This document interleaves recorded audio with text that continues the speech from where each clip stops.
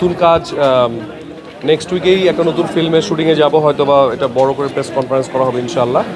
তো কাজের মধ্যেই আছি। ফিল্মের শুটিং হবে নতুন, এই বছর শুরু হবে, নেক্সট ইয়ার আবার নতুন ছবি শুরু হবে। 2-3টা ছবি নিয়ে ইনশাআল্লাহ ব্যাক টু ব্যাক শুটিংয়ে যাব। প্রথম মানে কুসুম আমার খুবই ভালো বন্ধু। আমরা ব্যাক টু ব্যাক দুটা বেশ ভালো ছবি করেছি এবং সেটা ন্যাশনাল অ্যাওয়ার্ড পেয়েছে। আরেকটা তো একদম আমার মনে হয় যে ডিজিটালি মনে হয় প্রথম ছবি লাল টিপ, এবং বেশ বড় পরিসরে হয়েছে। সো ওর সাথে যে দুটা ছবি করেছি দুটাই খুব গ্রহণযোগ্যতা পেয়েছে এবং বেশ ভালো মানের ছবি হয়েছে। সো আমি ওয়েট করছি যে থার্ড ছবিটা কবে হবে আমাদের একসাথে।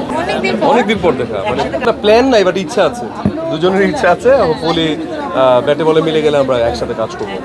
মানে কোথায় সিনিয়র, ক্যারিয়ার সিনিয়র দুটো সিনেমা, প্রথম সিনেমা একসঙ্গে, তাহলে সিনিয়র কি করে হয়? আগে এসেছেন মিডিয়াতে, নাটকে আগে এসেছে, মানে যেভাবেই হোক আমাকে সিনিয়র বানাবে। মিডিয়াতে আগে এসেছেন, ও আমার খুব ভালো বন্ধু, এবং যেটা বললাম যে বন্ধুত্ব আমাদের শুরু হচ্ছে সিনেমার মাধ্যমে। এবং সিনেমা গহীনের শব্দ লাল টিপ আমার জন্য সারা জীবন, আমি যত কাজই আর ভবিষ্যতে করি বা না করি, এই দুটো সিনেমা আমার জন্য খুব স্পেশাল হয়ে থাকবে। তো দুটো স্পেশাল কাজের সাথে ইমন ছিল, এবং প্রথম কাজের প্রতি ভালোবাসা অনেক বেশি থাকে। তো ইমনের প্রতি আমার বন্ধুত্ব সুলভ যে সম্পর্ক অথবা যে ভালোবাসা, এটা আসলে সারা জীবন থাকবে, আমরা একসঙ্গে কাজ করি আর না করি। আচ্ছা, বন্ধুত্বের কথা হচ্ছিল, যেহেতু আমি মানে কুসুমের সাথে আমি যখন কাজ করছি তখন ডেফিনেটলি বন্ধুত্বটা ছিল না। কাজ করার পরে আমাদের বন্ধুত্বটা শুরু হয়, এবং কাজের পরে আমরা বেশ ভালো বন্ধুত্বপূর্ণ সম্পর্কে এখনও আছি। অনেক বছর পর দেখা হলেও ওর সাথে একটা আন্তরিকতা সবসময় থাকে, ভবিষ্যতেও থাকবে। যখনই আমাদের দেখা হয় না কেন আমরা সেই স্মৃতি চারণ করি লাল টিপের, গহীনের শব্দের।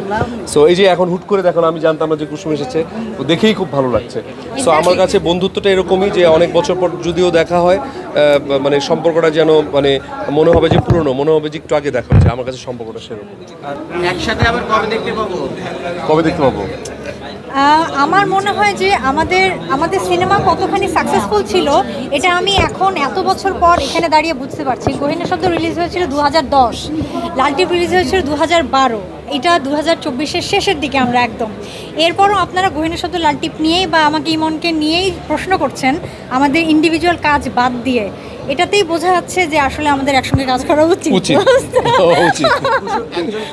শরতের জবা তো মাত্র রিলিজ হলো, হল শেষ হলো, এখন ওটিতে যাচ্ছে, তারপর হয়তো ফেস্টিভ্যালে আমি ট্রাই করব। এখন অনেক কিছু বাকি আছে শরতের জবা নিয়ে, তারপর নিশ্চয়ই নেক্সট প্রজেক্টের আমি করতে চাইছিলাম বলেই তো আমি প্রডিউস করেছি বা ডিরেকশন দিয়েছি বা চিত্রনাট্য লিখেছি। আর লেখালেখির প্রতি তো আমি সবসময় আসলে আকৃষ্ট ছিলাম, আমি লেখালেখির সঙ্গে জড়িত অনেক বছর ধরে। হ্যাঁ, আমি আসলে প্রস্তুতি তো না নিয়ে কাজ করা সম্ভব না, ইচ্ছা ছিল এবং প্রস্তুতি ছিল বলেই তো আমি করেছি। নাটকের কথা এই মুহূর্তে বলতে পারছি না, মুভির কথাও আমি এই মুহূর্তে বলতে পারছি না। অবশ্যই ইমনের সঙ্গে কোনো কাজ হলে আমি সেটাকে প্রায়োরিটি দিয়ে করব, বাকিগুলো এখনই বলতে পারছি না।